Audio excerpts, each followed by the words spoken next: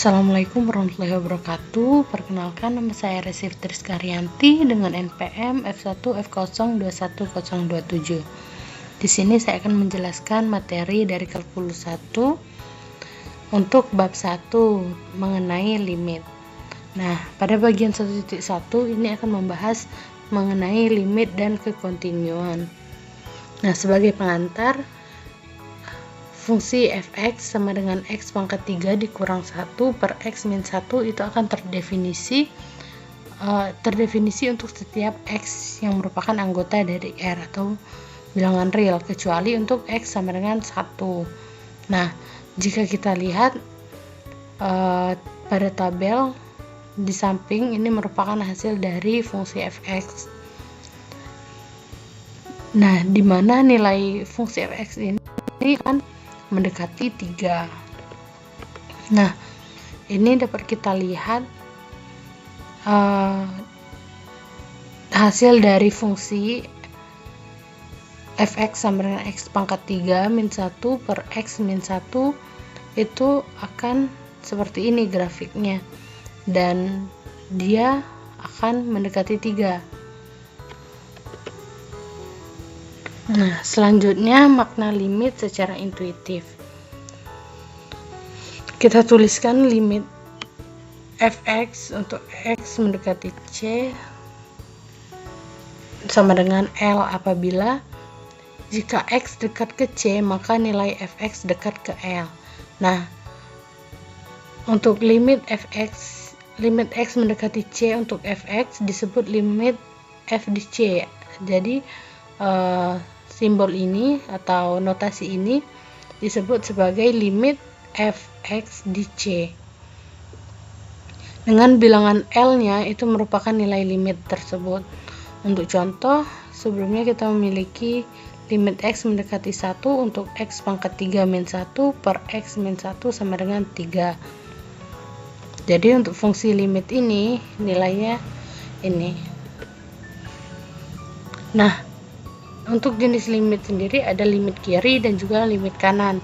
Limit kanan itu merupakan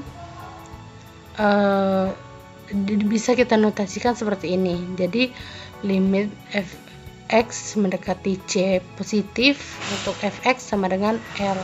Nah, berarti jika x lebih besar dari c dan dekat ke c maka fx dekat ke L.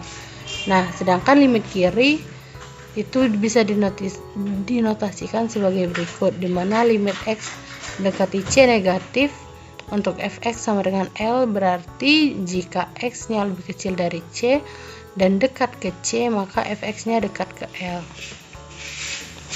Nah, selanjutnya limit fungsi f di c ada jika dan hanya jika limit kanan dan limit kirinya f itu di c ada dan nilainya sama. Nah, limit f di c tidak ada jika salah satu di antaranya terdapat beberapa kemungkinan. Seperti yang pertama itu limit kanan dan kiri f di c itu ada tetapi nilainya tidak sama. Yang kedua, limit kanan atau limit kiri f di c tidak ada karena nilai f di dekat c menuju tak terhingga dan nilai f di dekat c berosilasi. Nah, ini merupakan ilustrasi dari limit tidak ada karena fungsinya berosilasi. Mengapa limitnya tidak ada? Karena perilaku osilasi tadi, di mana fungsi dari sin 1 per x itu berisolasi dengan frekuensi yang sangat tinggi saat x-nya mendekati 0.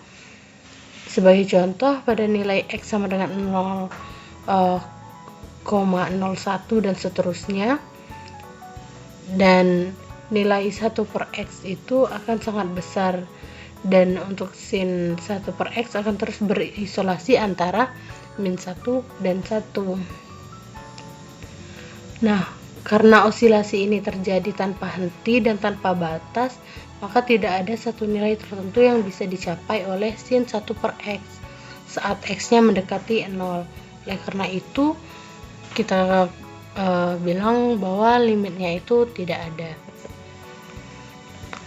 Untuk bagian 1.2 yaitu limit fungsi. Nah, bila sebelumnya kita telah mencoba memaknai limit fungsi di suatu titik secara intuitif, maka kita akan definisikan limit tersebut secara persis, di mana definisi dari limit x mendekati c untuk fx sama dengan L jika dan hanya jika untuk setiap epsilon lebih besar dari 0 terdapat delta lebih besar dari 0, sehingga jika 0 lebih kecil dari nilai mutlak x min c, maka akan lebih kecil lagi dari delta, sehingga nilai mutlak x min c berada di antara selang 0 hingga delta. Maka nilai mutlak fx dikurang L akan lebih kecil dari epsilon. Nah, ilustrasinya dapat kita lihat pada gambar berikut. Selanjutnya untuk materi bagian 1.3 mengenai teorema-teorema limit. Nah, berikut ini merupakan beberapa teorema-teorema limit.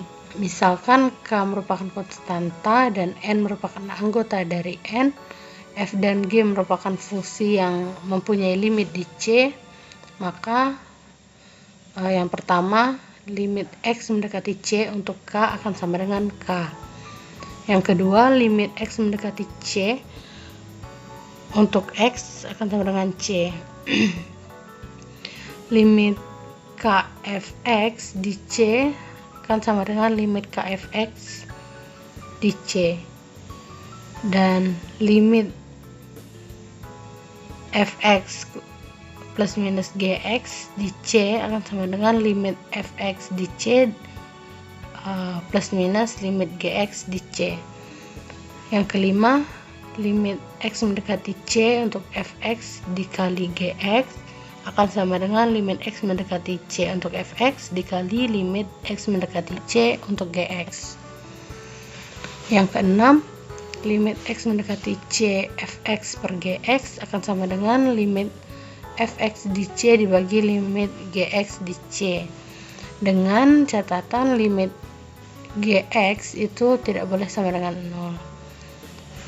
Yang ketujuh, limit x mendekati c untuk fx pangkat n akan sama dengan limit x mendekati c fx pangkat n.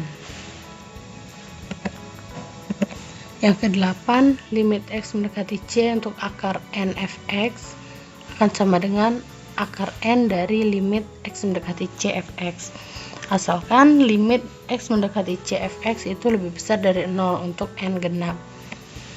Nah, teorema ini berlaku untuk limit sepihak.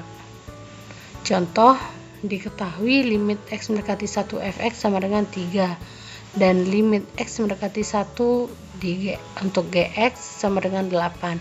Tentukan limit x mendekati 1 f kuadrat x dikali akar 3 dari gx. Maka kita dapat menggunakan teorema 5, 7, dan 8 tadi, sehingga limit x mendekati 1 f kuadrat x dikali dengan akar 3 gx akan sama dengan limit x mendekati 1 untuk fx kuadrat dikali 3 akar limit x mendekati 1 gx, sehingga kita peroleh 3 pangkat 2 dikali akar 8. Karena ini tinggal kita ganti saja dengan nilai limit x mendekati 1 gx yaitu 8, dan ini fx nya kita ganti 3, sehingga 3 kuadrat dikali akar 3 pangkat akar 3 dari 8, sehingga diperoleh nilai 18. Selanjutnya, teorema substitusi. Nah, jika f adalah fungsi polinom atau fungsi rasional, maka limit x ke c fx sama dengan fc, asalkan fc-nya terdefinisi. Contoh,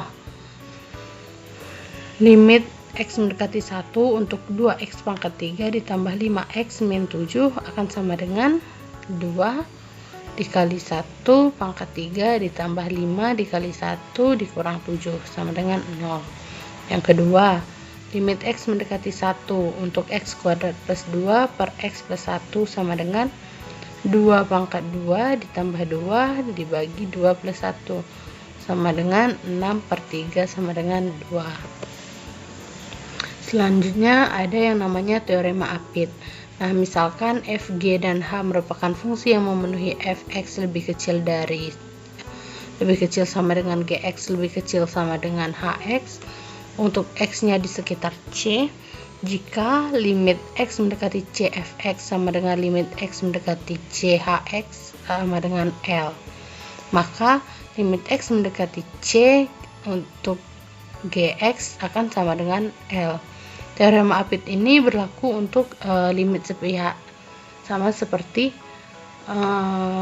teorema utama limit yang disebutkan sebelumnya. Selanjutnya, materi 1.4 mengenai limit fungsi trigonometri. Nah, limit fungsi trigonometri itu ada beberapa sifatnya seperti ini, di mana limit x mendekati c untuk sin x sama dengan sin c. Yang kedua, limit x mendekati c tan x sama dengan tan c. Yang ketiga, limit x mendekati c secant x sama dengan secant c. Yang keempat, limit x mendekati c cos x sama dengan cos c. Yang kelima, limit x mendekati c cot x sama dengan cot c. Yang keenam, limit x mendekati c ke secant x akan sama dengan ke secant x. Bukti. Ini merupakan bukti dari limit x mendekati c untuk sin x sama dengan sin c atau sifat yang pertama ini. Bukti untuk t lebih besar dari 0 berlaku 0 lebih kecil dari nilai mutlak BP lebih kecil dari nilai mutlak AP, karena BP itu sama dengan sin T dan AP itu lebih kecil dari T. Nah, itu dapat dilihat juga dari gambar berikut.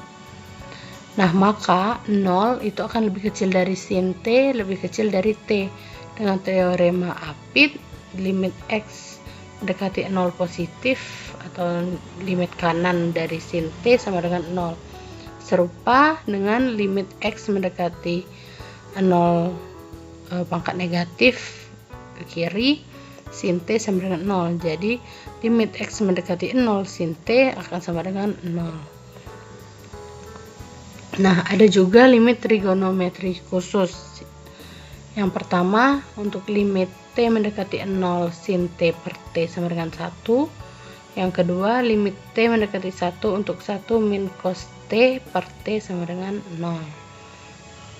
Bukti, nah, diperoleh dengan menunjukkan bahwa T-nya tidak sama dengan 0. Berlaku cos T lebih kecil sama dengan sin T per T lebih kecil sama dengan 1. Karena limit T mendekati 0 cos T sama dengan 1, maka dengan teorema Apit kita simpulkan bahwa limit T mendekati 0 sin T per T akan sama dengan 1. Materi bagian 1.5 mengenai limit di tak hingga dan limit tak hingga. Nah, misalkan f terdefinisi pada interval c hingga tak hingga, kita tuliskan limit x mendekati tak hingga fx sama dengan L. Apabila untuk setiap epsilon lebih besar dari 0 terdapat m lebih besar dari c, sehingga jika x-nya lebih besar dari m, maka nilai mutlak fx min L itu akan lebih kecil dari epsilon. Nah, secara intuitif limit f di tak hingga sama dengan L jika untuk x-nya cukup besar. Nilai fx dekat ke L. Contoh, limit x mendekati tak hingga untuk 1 per x sama dengan 0. Jika x-nya lebih besar, maka nilai mutlak dari 1 per x akan lebih kecil dari epsilon.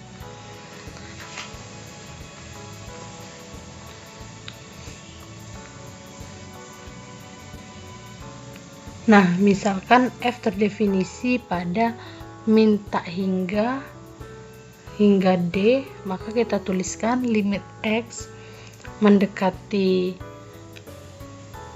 tak hingga fx sama dengan L apabila untuk setiap epsilonnya lebih besar dari 0 terdapat n lebih besar dari d, sehingga x lebih besar dari n, maka nilai mutlak dari fx min L akan lebih kecil dari epsilon. Nah, limit f di minus tak hingga sama dengan L jika untuk x-nya minus besar, nilai fx akan dekat ke L.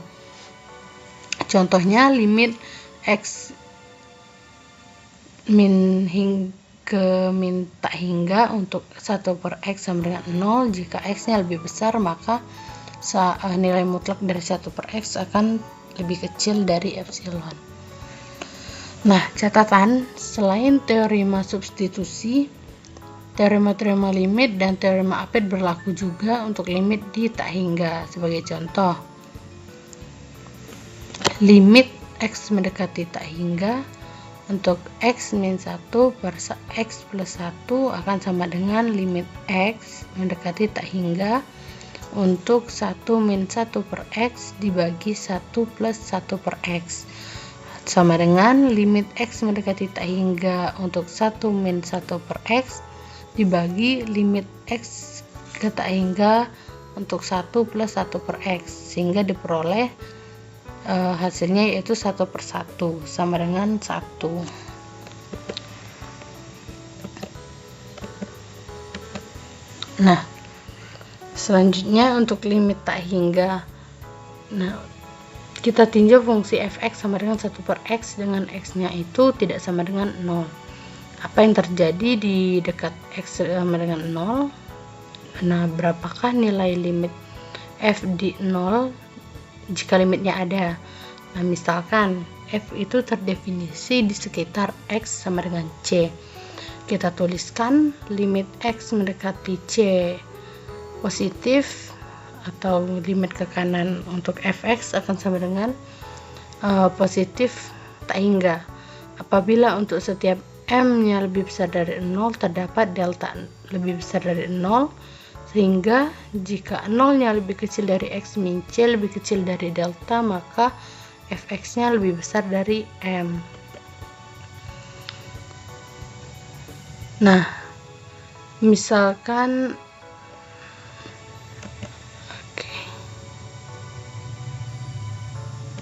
Oke. Selanjutnya untuk bagian 1.6 mengenai kekontinuan.